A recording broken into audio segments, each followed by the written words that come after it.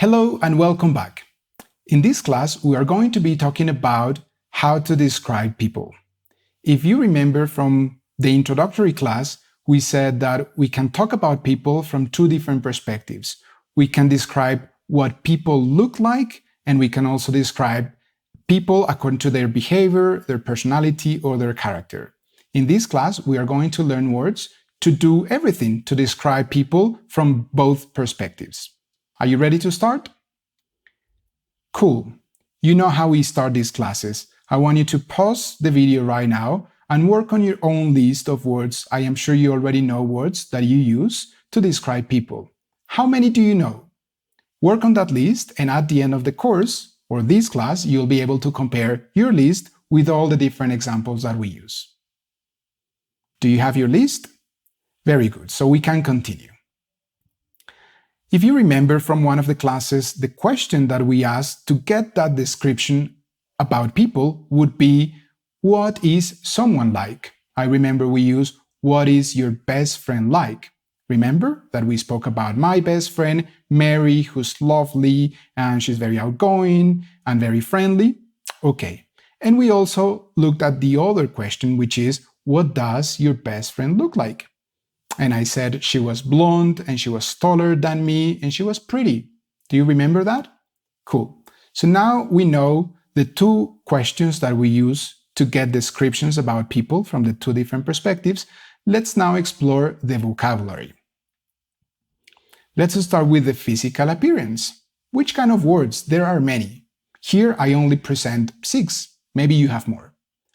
We can talk about someone and describe their hair, and we can use the word curly when they are like the woman on the slide, on the picture.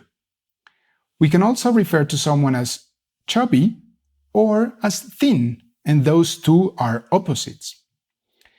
We can refer to someone as muscular. This is someone that maybe goes regularly to the gym. Someone can be pretty, which means good looking or beautiful, or someone can be tall or short, which is the opposite, and those two words refer to height. Let's use these words in some real examples. According to this picture, which word would you use to describe what you see? Wavy, straight, thin, or curly? A hint is that we're referring to her hair. Do you know? Of course. It's curly, which is a word that we studied before, and we're referring to her hair, of course. How about this one? Look at the picture. Look at the woman. Would you say she's chubby, short, thin, or old? I would say she's thin, right? Would you agree? Number 3. The man in the picture, you would say, is tall, muscular, skinny, or average. I actually think he's in a gym, right? So I would say he's muscular. If you thought the answer was tall, maybe you're right too. We just don't know because he's kneeling down. But he's definitely muscular. There you go. Some words now to describe personality and character. Someone can be friendly when they like to be surrounded by people and they are very nice, they have many friends.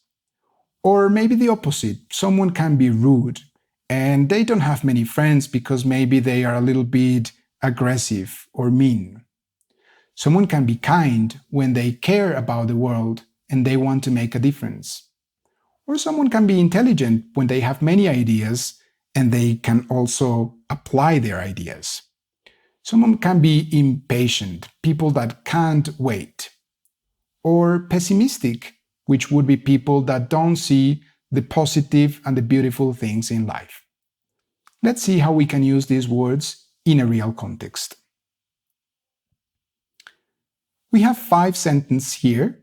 They are incomplete, and what you need to do is to fill in the gaps. Remember? Very good. So pause your activity, pause your class right now, work on your notebook or in your head, and come back to class when you have an answer. Let's have a look at the answers. Number 1 says, I don't like driving.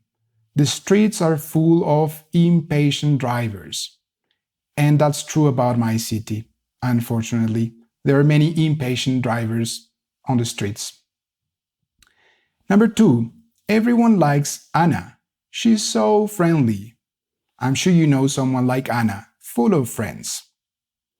Number 3, you will do great in the test. You're very intelligent. And I'm sure that phrase was very easy. Number 4, don't be so pessimistic. You will be fine. Number 5, you don't need to be rude. You can tell me that in a nice way. Did you get them right? Or do you need to correct 1 or 2? That's fine, as long as you understand the reason why you made a mistake, maybe. Or if you had them all right, congratulations. Let me know how you did in the comment section. To finish this class, I will instruct you to do another activity. I want you to organize words into 2 different categories.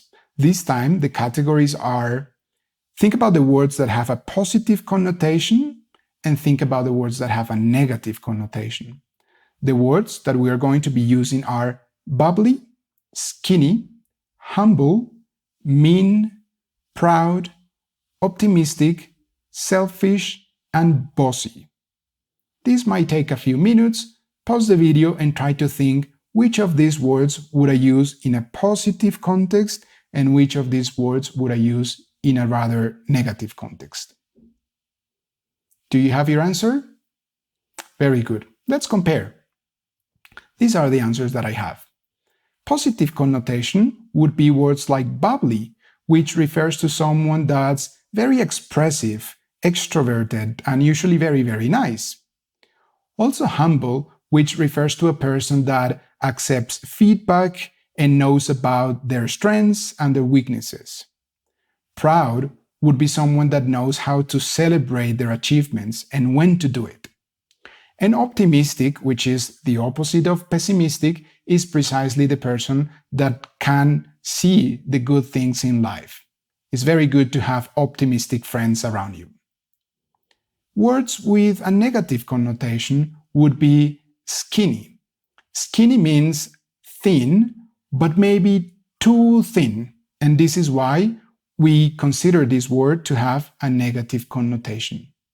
Mean, which is a synonym of rude. Maybe these people are aggressive, and of course that has a negative connotation. Selfish, which is the way to describe a person that doesn't like to share, is someone that wants everything for themselves.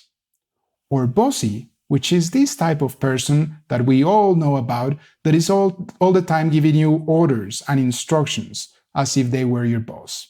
Of course, it's not a good thing to say about someone. How did you do?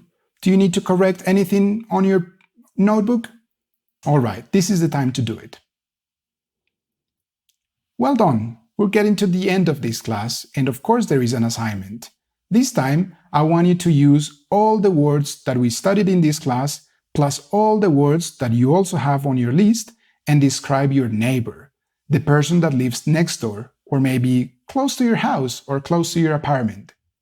Be nice with your description, because maybe your neighbor is also a student at Platzi and they will know what you think about them. Leave your comments on the discussion board. I am going to be reading them, providing you with feedback, and after that, go to the next class.